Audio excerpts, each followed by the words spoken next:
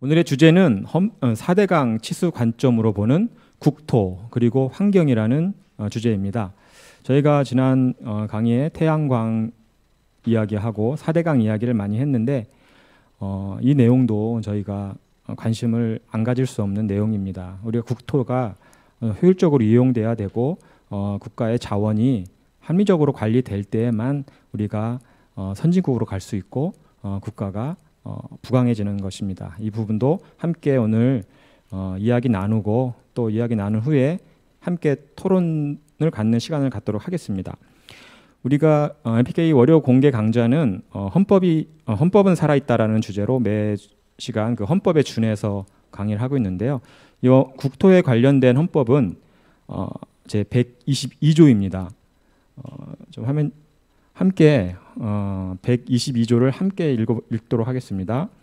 국가는 국민 모두의 생산 및 생활의 기반이 되는 국토의 효율적이고 균형 있는 이용 개발과 보전을 위하여 법률이 정하는 바에 의하여 그에 관한 필요한 의무를 과할 수 있다. 헌법 122조에서 국토의 이용과 개발 그리고 보존을 위해서 명시를 하고 있습니다. 우리는 또 헌법에 준해서 이 국토를 합리적으로 운영을 해야 될 것 같습니다. 오늘 함께 이야기 나눌 내용의 목차를 잠깐 보겠습니다. 치에 대해서 좀 나눌 거고요. 또 한반도의 지정학적인 얘기 그리고 강 얘기도 좀 할 거고요. 그 다음에 한반도 대운하 얘기도 할 겁니다. 그리고 그 개발의 효과라든가 그 진행하지 못한 그 아쉬움들을 좀 나누고요. 그리고 우리가 요즘 간과해서는 안 되는 환경 이야기 하도록 하겠습니다. 우리가 다스릴 치자라는 한자를 다 알고 계실 겁니다. 이 삼수변 비가 오면 산을 따라 내리는 물을 저장하는 것과 같다. 이게 다스릴 치자의 뜻입니다. 즉 다스림이란 물을 잘 관리하는 것을 의미하고 나라 경영의 기본은 산과 물을 다스리는 것. 우리가 잘 알고 있는 치산치수. 네, 그 이야기가 치자에 담긴 뜻입니다. 과거 우리가 한문을 통해서 이 다스림에 대해서 지금 봤지만 과거 말고 지금 현재 이 시점에서는 어떨까요? 현재는 과거와 다를까요? 아닙니다. 똑같습니다. 물을 잘 다스리는 나라가 선진국이 되고 선진국은 반드시 물을 잘 다스리고 있습니다. 저희가 유럽 선진국이라든가 미국이라든가 그 나라들을 보면 정말 국토를 아름답게 가꾸고 있습니다. 오늘 그 이야기를 조금 할 건데요. 제가 오늘 이 내용 중에 좀 참고했던 내용이 박석순 교수님의 부국 환경론이라는 책이 있어요. 제가 읽어보고 참 감동도 하고 또 좋은 내용이라서 책 소개를 하겠습니다. 부국 환경론 제목도 참 멋진데 저희가 부강한 나라를 가기 위해서 어떻게 환경을 다스려야 되고 또 국토를 이용해야 되는지 한번 시간들 되실 때 한번 읽어보길 권해드립니다. 그리고 제가 이 치수에 대해서 좀 찾아보다가 우왕이라는 사람을 제가 보게 됐습니다. 이거는 역사 정설이 아니고 역사는 뭐 정사라도 기록이 되지만 또 여러 가지 그 야사라든가 전설이라든가 이렇게 전해져 내려오는데 대우치수 이야기가 오늘 주제에 맞는 이야기인 것 같아서 이렇게 한번 준비를 했는데요. 이 대우는 우왕이라는 사람이 우라는 사람이 물을 잘 다스려 가지고 나중에 왕이 된다는 그런 스토리입니다. 그것이 이제 그레이트 우, 이제 대우가 이제 위대한 왕이라는 그런 칭호를 붙여서 대우치수 이렇게 불리는데 고대 중국 때 우라는 사람이 황하의 범람을 막기 위해서 13년간 집에 한 번도 들어가지 않을 정도로 불철주야 매진한 끝에 그 치수에 큰 공을 세웁니다. 그래서 사람들이 그거를 칭송을 하고 그거로 인해서 많은 내용이 있지만 나중에 하나라라는 그 나라를 새로 열게 됩니다. 이 우왕을 제가 사실인지 아닌지는 정확히 모르겠어요. 하지만 사람들이 이 우왕을 치수의 상징으로 기록을 하고 이렇게 전해져 내려오는 거 보면 우왕이라는 인물 자체보다 치수에 대한 중요성을 강조하기 위해서 저것이 형상화되지 않았나도 싶기도 합니다. 제가 또 그림을 좀 찾아봤어요.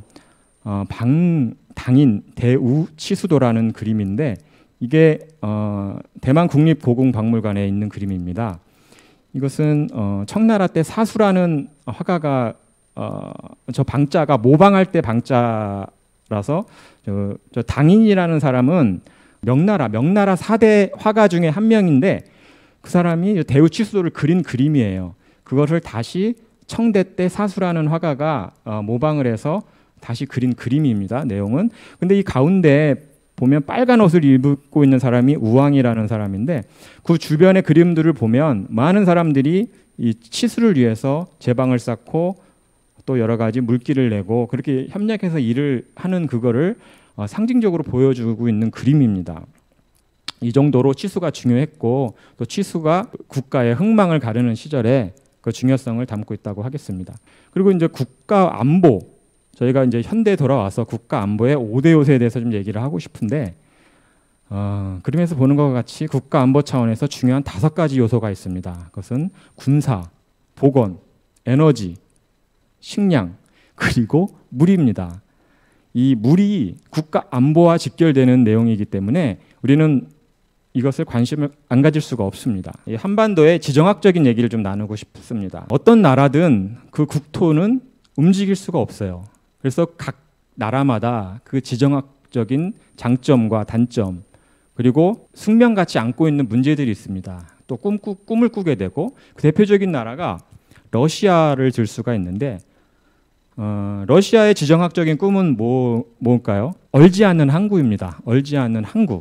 러시아는 과거 우랄 산맥을 넘고 또 시베리아 그 동토를 건너서 동진한 이유가 단지 딱 한 가지 이유, 얼지 않는 항구를 얻기 위해서였습니다. 과거 6.25 때도 러시아가 소련이죠. 소련이 마지막에 남아있던 곳이 청진항이라고 합니다. 청진항에서 물러가질 않고 거기서 미련을 가지고 오랫동안 있었던 것은 청진항을 놓치기 싫었던 그런 이유가 아닐까 이렇게 생각이 되고요. 또 일본은 어떻습니까? 러시아와는 또 다르게 일본은 대양을 향해서는 열려 있지만 대륙으로 향해서는 막혀 있었죠. 그렇기 때문에 한반도를 탐했고 중국으로의 진출을 했고 또 2차 대전 때 또 대륙으로 또 동남아로 이렇게 많은 꿈을 이루기 위해서 전진을 한 것이었습니다.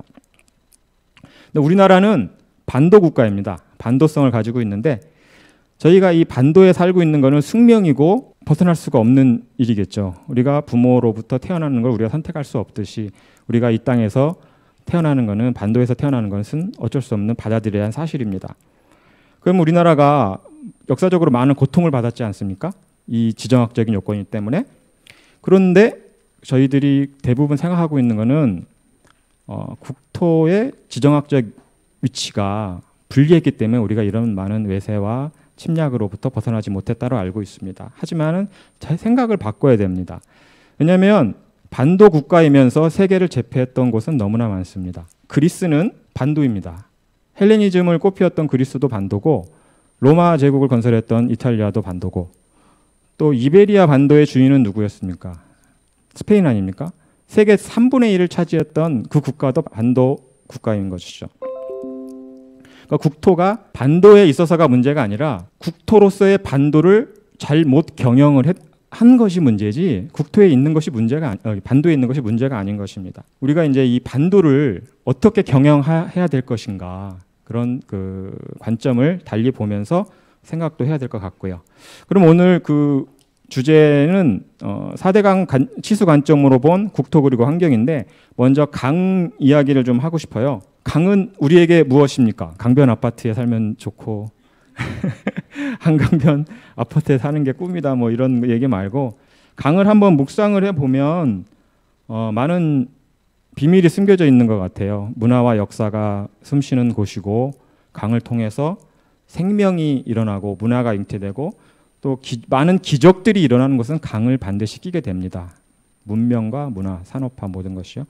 그래서 강은 저희가 인위적으로 내는 길이 아닌 자연스럽게 자연이 만든 길이 강이 됩니다. 우리가 강에 대해서 생각하고 있는 저 물길은 한번 정해진 게 수백 년, 수천 년 동안 똑같은 길로 흐르는 게 아니에요. 일정 기간이 되면 물길은 바뀌고 그 물길을 따라서 또 생명체들이 다르게 이제 맞춰서 사는 거죠. 강의 물길은 계속 바뀌어 왔어요. 짧게는 수십 년, 길게는 수백 년. 또 강 주변에는 항상 많은 스토리가 일어날 수밖에 없습니다. 강을 통해서 그 많은 애환과 얼마나 희로애락이 있겠습니까? 그 강은 아까 말씀드린 대로 고정되어 있는 것이 아닙니다. 강은 관리되어져야 되는 대상이고 강은 우리가 효율적으로 이용을 해야 되는 것입니다. 많은 분들이 지금은 알고 있어요. 4대강 사업이 얼마나 효과적이었고 그 많은 것이 왜곡되어 있었는지 그 4대강 사업에 대한 당위성을 조금 더 짚어보고 넘어가겠습니다. 4대강 사업은 여러 가지 홍수와 가뭄, 수질 등 물 문제를 해결하고 생태 환경을 개선하며 문화관광 레저 환경을 조성하여 강 중심으로 국토를 재창조하기 위한 것이었다. 그리고 작은 번호로 여러 가지 수자원을 확보하고 또 생태 하천과 건강한 하천을 조성하는데 분명히 기여한 것을 말하고 싶습니다. 그동안 우리나라가 수변 공간을 제대로 이용을 했다고 보시나요? 물론 후진국에 비해서는 이번에 필리핀도 홍수로 다 잠겼던데 그런 나라 이런 4대강 기술을 받아들여야 합니다. 근데 저희가 선진국에 비하면 너무나 방치돼 있었고 복합 문화 공간으로 재창조되지를 못해왔어요. 그래서 저희가 지금까지도 후진국에 비해서는 많은 관리를 해왔지만 앞으로 강을 통해서 수자원 관리를 통해서 해야 할 일이 너무나 많고 이 안에 저는 개인적으로 굉장한 비밀이 이 물길에 숨겨져 있지 않을까 하는 것을 많이 생각하게 됩니다. 여기 상단이 치수 전 사진이고요. 하단이 사업 후에 이렇게 강이 좀 정리가 된 상황입니다. 4대강의 가장 큰 특징은 강을 깊게 파는 겁니다. 그 강은 세월이 지나면 시간이 지나면 퇴적물은 자연스럽게 쌓이고 그 쌓인 것들에 의해서 강의 수위가 낮아지면 그만큼 강의 생명력과 기능은 떨어지는 것이고 때가 되면 강의 바닥을 파줘야 강이 효율적으로 관리가 되는 겁니다. 그래서 지금 강폭이 넓어졌고 강 수심이 깊어졌다는 것은 그만큼 강이 건강해졌다는 얘기로 이렇게 생각하시면 되겠습니다. 굉장히 4대강 주변을 가보면 자전거 길도 그렇고 너무나 아름다워요. 그리고 지역 주민들이 너무나 좋아합니다. 그리고 4대강에 대한 여러 가지 왜곡된 얘기들은 지금도 많이 풀렸지만 세월이 지날수록 시간이 지날수록 밝혀질 거고 그것을 다들 인지하게 될 겁니다. 그거는 저는 걱정하지 않는 내용입니다. 왜냐하면 진실이기 때문이죠. 그러면 제가 표를 하나 준비를 했는데 주요 선진국에 비해서 이 홍수 피해 지수가 우리나라는 어땠을까?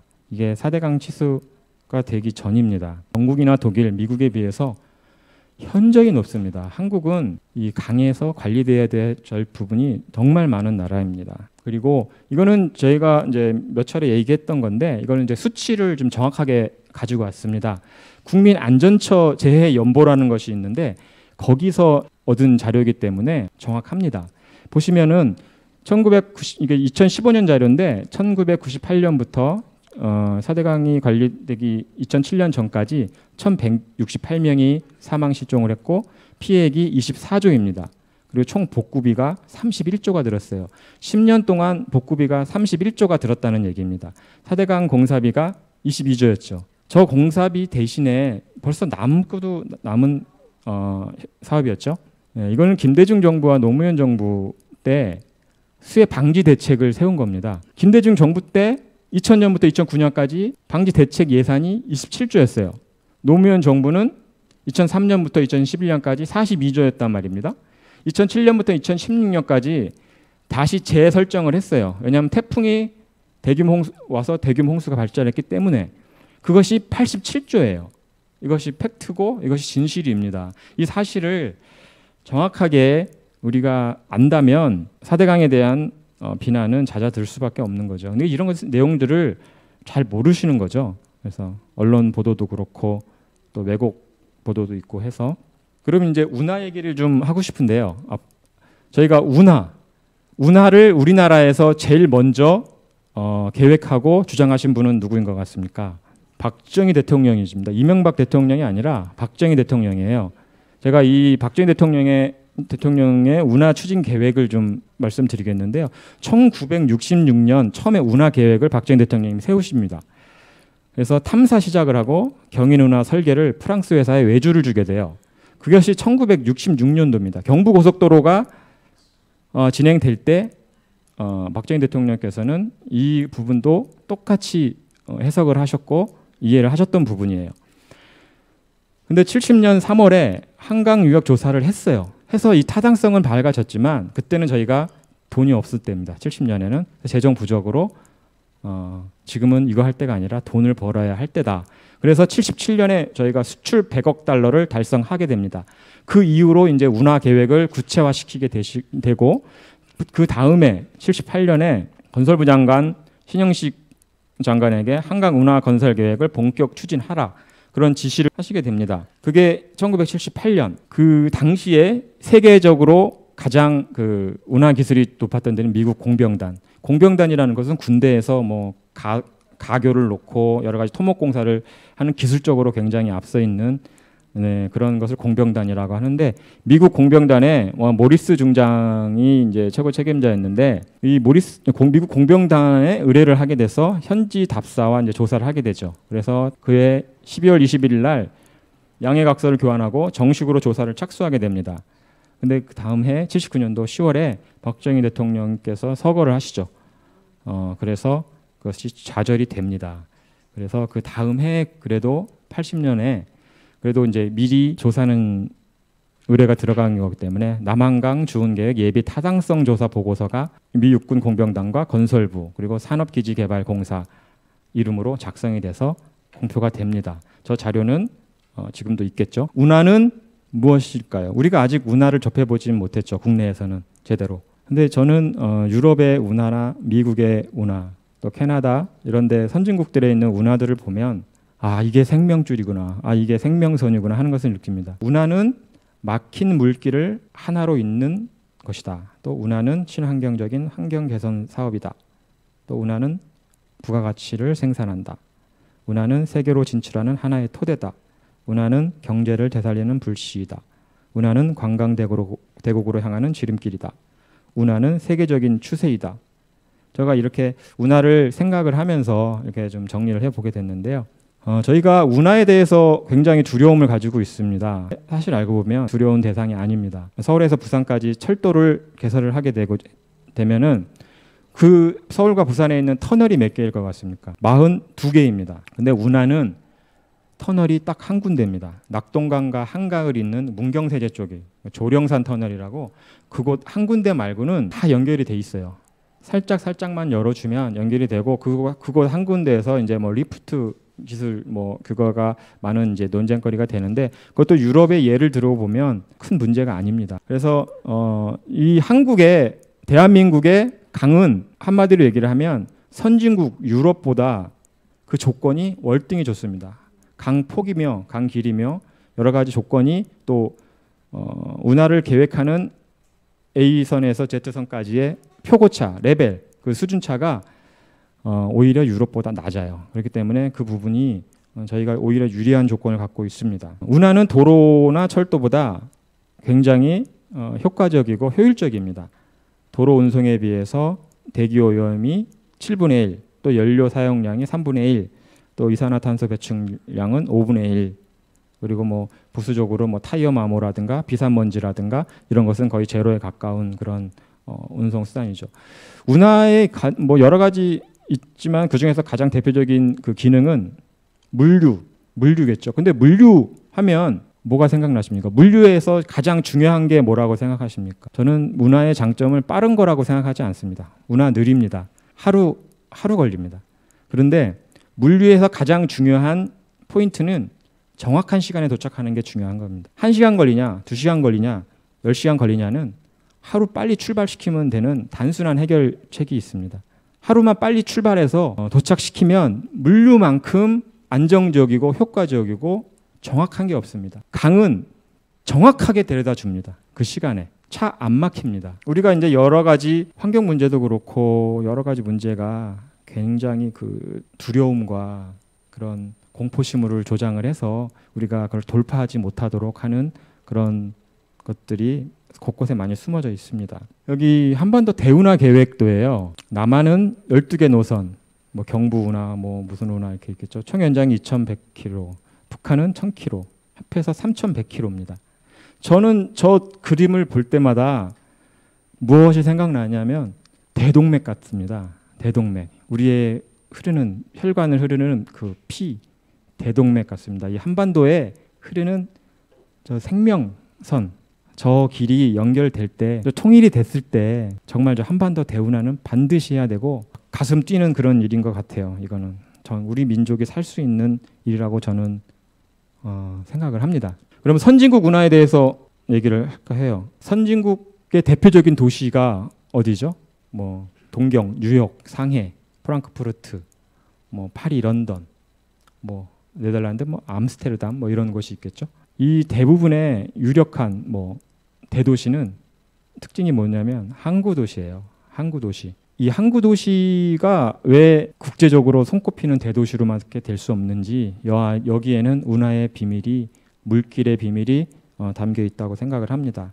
선진국과 운하를 비교했을 때 아까 말씀드렸듯이 강의 규모나 조건이 좋습니다. 저희가. 그리고 선진국 중에 강에 배가 없는 나라가 사실 있나요? 한강에도 물론 유람선 다니지만 한강같이 이런 좋은 강에 배가 다니지 않습니다. 전국 우리가 서울이 10대 도시에 들어가는데 10대 도시 중에 배가 다니지 않는 강은 서울밖에 없습니다. 선진국 중에 우리나라 같이 내륙수로 교통망이 없는 나라가 없다는 말씀이고요. 또 EU 국가들 뭐 장기적으로 또 지속적으로 도로교통망에서 내륙수로 도로교통망을 내륙수로 운송수단으로 이렇게 전환 중이라는 말씀을 드리고 싶고요. 그리고 우리나라 대도시를 얘기하고 싶어요. 서울, 뭐 대전, 대구, 뭐 여러 대도시가 있는데 그런 대도시는 지금 항구 도시가 아니에요. 다만 우리 항구 도시라고 하는 부산, 광양, 평택, 인천은 항구 도시죠. 하지만 반쪽짜리 항구 도시입니다. 그 이유는 내륙수로, 그러니까 배후수로가 없다는 거죠. 배후수로가 없는 반쪽짜리 항구 도시이기 때문에 앞으로의 이 기능적으로 향상시킬 수 있는 내용은 너무나 많습니다. 그래서 우리의 생각 속에, 우리의 의식 속에, 우리의 상상력 속에 배가 어느 순간 지워져 있어요. 이 배를 우리의 상상력 속에, 우리의 의식 속에 심어야 된다고 생각을 합니다. 그래서 좀 미국 운하에 대해서 먼저 좀 얘기를 하고 싶어요. 미국의 유명한 운하가 그러니까 뭐 파나마 운하라든가 그런 해양 운하 말고 내륙 운하 중에 이리 운하라는 곳이 있습니다. 이리 운하. 그것이 이제 뉴욕에 이제 물길을 열어준 그런 운하인데요. 이 이리 운하로 인해서 역사가 많이 바뀌었습니다. 뉴욕은 서부 쪽과 단절된 그런 도시예요. 과거 우리가 서부 개척하던 시절에. 그런데 이 이리 운하가 뚫림으로 해서 서부가 뉴욕 안으로, 동부 안으로 들어오게 됩니다. 그것은 서부에 있는 그 대평원의 여러 가지 식량이라든가 자원이 동부로 공급될 수가 있었죠. 그래서 그 서부 개척으로 또 그 미국 전역이 함께 그 물류 안에서 살아갈 수 있는 토대가 마련이 되고 그 여파로 뉴욕으로 들어온 여러 가지 식량들이 유럽으로 가게 됩니다. 영국으로 가게 돼서 영국의 인력들이 산업화해서 자유로워집니다. 식량 생산이라든가 여러 가지 기초적인 물품들을 생산하는데 에너지를 쓰는 것보다 산업화 쪽으로 이제 그 인력들이 투입하게 됨으로써 이제 산업화가 이제 가속화됐다. 뭐 이런 내용이 합리성을 제가 있다고 좀 보고요. LA는 사막이에요. 사막인데 거기가 지금은 옥토로 변했습니다. 그 사막에 도시를 세웠을까요? LA는 석유가 나오는 지역이고 또 하나 발달한 산업이 뭡니까? 영화 산업이죠. 영화 산업. 과거 우리가 지금 조명이나 사진 기술이 발달하기 전에 사진을 선명하고 고퀄리티로 찍을 수 있는 곳이 사막입니다. 태양빛 때문에. 그래서 LA가 할리우드가 이제 선정이 됐던 거고 그 LA가 선택이 됐는데 물이 없단 말입니다. 큰 강도 없고 큰 호수도 없고 그곳에 이제 물길을 내서 거기를 개발하게 되는 거죠. 뭐 세크라멘토 강 뭐 하고 뭐 무슨 강이 있는데 그것이 아마 수백 킬로를 이제 끌어들여서 이제 그 LA에 물길을 내서 그 도시가 발달을 하게 된 거죠. 미국에서 3대 도시로 치면 첫 번째가 뉴욕이고 두 번째가 LA 로스앤젤레스예요. 세 번째가 시카고인가 아마 그렇게 될 건데 그만큼 사막이 물길 하나로 이렇게 열리고 발전할 수 있다는 얘기를 드리고 싶어요. 그리고 이거는 유럽 10개국을 관통하는 다뉴브강이라는 걸 제가 좀 보게 됐는데 이게 10개국을 관통을 합니다. 이탈리아 위에서 뭐 오스트리아 빈을 지나서 쭉 하는데 이것이 하나의 유럽의 10개국이 운하로 연결이 돼 있어요. 저것이 유럽에 이제 얼마나 효과적이고 얼마나 생명력을 불어넣고 있겠습니까? 그리고 이거는 제가 좀 아름다운 사진을 찾는다고 찾은 건데 이게 캐나다 밴쿠버에 있는 클리블랜드 댐이라고 하는데 거기에 캐필라노 호수가 댐 건설로 인해서 형성이 된 거예요. 저거 글자가 없고 제 설명이 없으면 뭐 인간의 손이 탄 그런 호수라고 생각을 하겠습니까? 강이 관리된다는 거예요. 인간의 역량에 의해서 효과적으로 효율적으로 재탄생되고 재생산된다는 그런 얘기를 드리고 싶어서 제가 이 사진을 준비를 했고 이것도 미네왕카 호수라는 곳인데 이것도 참 아름답지 않습니까? 가보고 싶은 그런 호수 전경입니다. 그리고 이제 환경에 대해서 좀 얘기를 하고 싶어요. 우리가 환경이 무엇인가? 친환경이란 무엇인가? 그런 관점은 환경 보존이냐 환경 보전이냐의 개념인 것 같아요. 환경 보존은 있는 그대로를 간직하는 것입니다. 지킬 보, 있을 존, 그래서 보존, 있는 그대로를 간직한다는 것. 그리고 보전은 온전하게 다듬어 관리하는 것을 보전이라고 합니다. 지킬 보, 온전할 전, 온전하게 다듬어 관리한다는 게 환경 보전입니다. 우리는 환경 보존을 해야겠습니까? 환경 보전을 해야겠습니까? 하나님께서 관리하라고 맡긴 이 땅을 아름답게 관리를 해야 되고 효율적으로 사용을 해야 되는 것이죠. 그것이 우리의 사명입니다. 그런 관점에서 저는 환경 보존과 환경 보전을 잘 구분했으면 좋겠고 환경을 보존한다는 것은 말씀드린 대로 아무것도 안 하는 것이 아니라 가만히 있으라는 말이 아니라 환경을 한다는 것이다. 그 말씀 드리고 싶고 선진국들은 이 환경의 개념을 환경 보존이라는 개념이 아니라 환경 개선의 관점으로 접근을 했고 그렇게 관리를 하고 있다는 것을 말씀드리고 싶습니다. 그래서 아까 소개드렸던 그 책에서 환경에 대한 얘기를 많이 발췌를 했는데 제목이 부국 환경론이었죠. 가난이 환경 파괴의 근원적인 문제이다. 가난이 환경의 최대의 적이고 부강한 나라가 환경을 지킨다. 제가 이 얘기를 처음에는 한 몇 초 동안 머뭇했어요. 그런데 바로 동의를 했습니다. 제가 생각하고 있던 생각들을 구절로 이 문구로 풀어져 있더라고요. 그래서 제가 굉장히 반가웠습니다. 환경 운동에 대해서 좀 얘기를 하도록 하겠습니다. 환경주의, 환경 운동. 환경에 대한 시각은 어떻습니까? 지금 우리나라만 해도 양극화가 돼 있죠. 환경을 대하는 자세, 이해, 양극화가 돼 있습니다. 환경 낙관론자가 있고 환경 비관론자가 있습니다. 그러니까 환경 낙관론이라는 것은 과학과 기술, 또 법과 제도에서 해결책을 찾을 수 있다는 얘기고 환경 정책 추진과 환경 산업이 주도적 역할을 한다고 써 있는데 제가 이 내용보다 다음 표로 좀 설명을 할까 해요. 이게 유턴 이론이라는 겁니다. 이 표를 보시면 환경 낙관론주의자들의 이제 그 얘기가 유턴 이론에 담겨 있는 것인데 산업화 과정에서 이제 당연히 오염이 가중되고 자연이 훼손되고 환경의 질이 떨어지죠. 과거 영국이나 일본도 마찬가지인데 산업화 초기 단계에는 뭐 시커먼 굴뚝 연기 공장마다 그냥 막 소음마다 말이 아니었겠죠. 근데 어떤 책에는 그렇게 써 있습니다. 아버지가 그 공장에 가서 일을 함으로써 우리 가정이 먹고 살고 애들이 공부할 수 있으니까 그 매연이 너무나 향기로웠다. 그 소리가 싫지 않았다. 뭐 이런 시절도 있었지만 지금 그 얘기를 하고 싶은 게 아니라 그렇게 매연이 심하고 어려움이 있었죠. 그것이 어쩔 수 없는 사실입니다. 그런데 어느 시점이 지나면 그 변곡점을 지나면 이 표에서 보는 것 같이 경제가 향상되고 그 나라가 부강해지면 환경도 자연스럽게 이 상생 효과를 타게 되죠. 그것은 환경 과학이 발달하고 환경 기술이 발달하고 또 법과 제도가 보강이 되고 강화가 됩니다. 여러 가지 법규를 통해서. 그리고 우리가 환경 의식이 강화됩니다. 이것이 가설이나 이론 이런 게 아니라 실제로 지금 전 세계를 보고 이해하면 환경이 좋은 나라는 선진국이죠.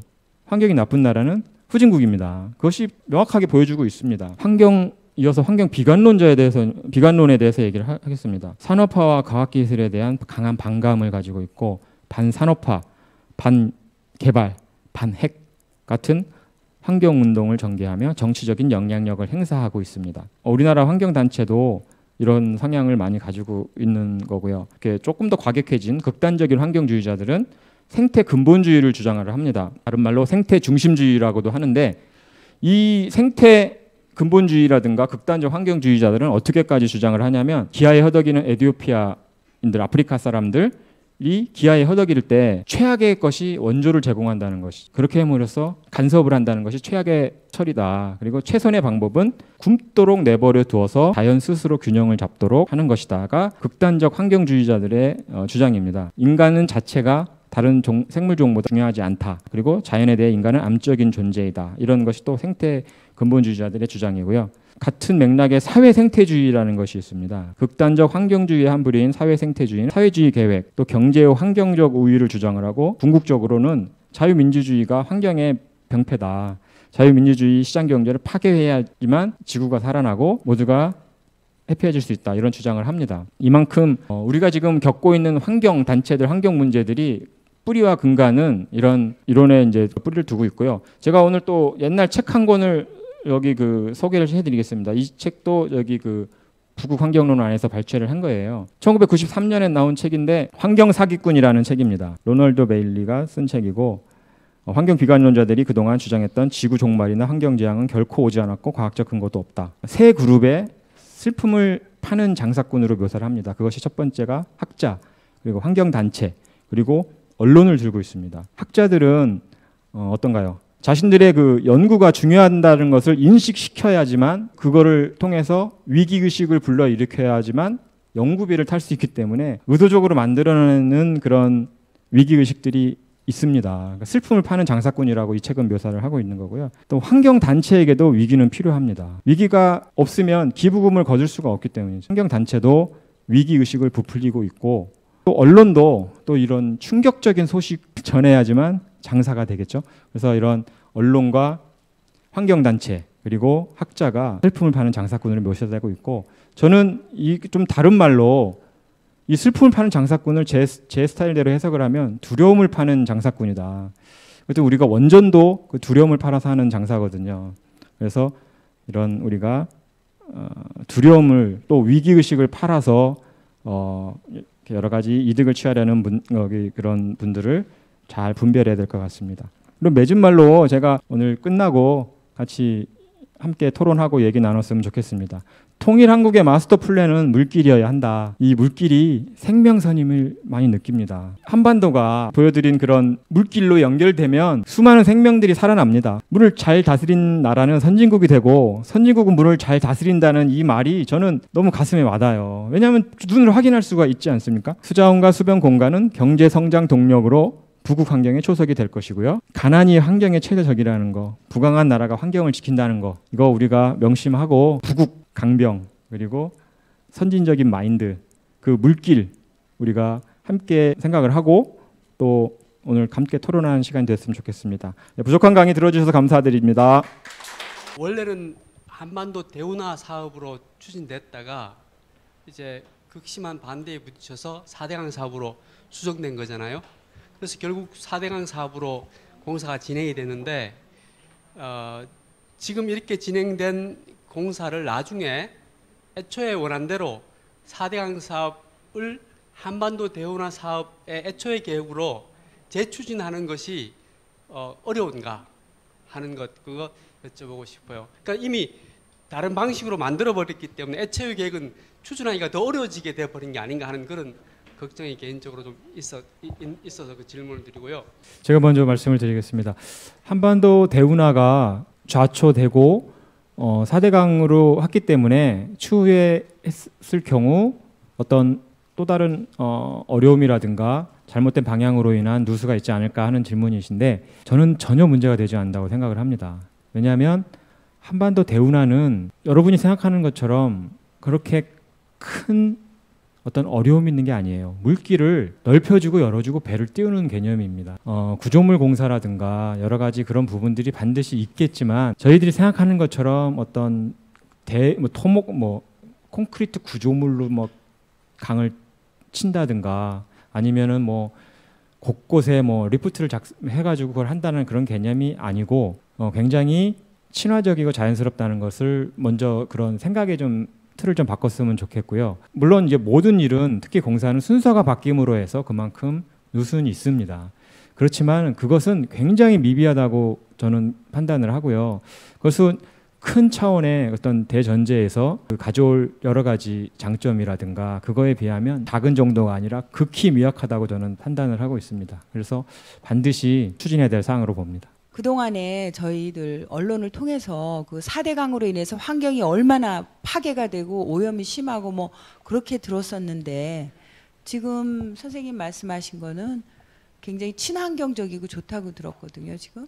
그러면 그게 어느 게 그 언론에서 얘기한 그거하고 왜 이렇게 다른 건지. 가장 큰 이유를 정치적인 이유라고 생각을 합니다. 이거에 대한 의견은 어떤 정치가라든가 이념가들이 낼 수 있는 결론의 것이 아닙니다. 굉장히 전문적이고 특성이 있는 분야이기 때문에 그 분야의 전문가들이 뚜렷하게 그 답을 내놔야 되는데 4대강과 이 운하 부분은 그쪽 분야에서는 대부분의 전문가들은 이 4대강과 운하의 장점들을 알고 있어요. 알고 있고 그것이 어떤 토론이라든가 정상적인 논의에 의해서는 명확하게 밝혀질 수 있는 사항이고 지금 왜곡된 부분이 너무나 많은데 그 왜곡된 부분만 진실로 밝혀지게 된다면 4대강의 본질이 운하의 본질이 친환경적이고 굉장히 그 생명력 있는 그런 일임을 이제 알게 될 겁니다. 오늘 강의 내용 말고도 그 세부적으로 그 많은 장점들을 또 말할 수 있는 것이 많이 있어요. 그리고 뭐 4대강의 뭐 녹조라든가 여러 가지 뭐 이런 것들이 많이 또 얘기되고 있는데 왜곡된 것이 많다. 그리고 정치적으로 이용이 많이 됐다. 그리고 이것이 진실이 공론화돼서 정상적인 터에서 얘기가 나오는다면 반드시 밝혀질 내용이기 때문에 어떤 전망이 어둡거나 두렵지 않고요. 굉장히 밝습니다. 방향은. 진실이기 때문입니다.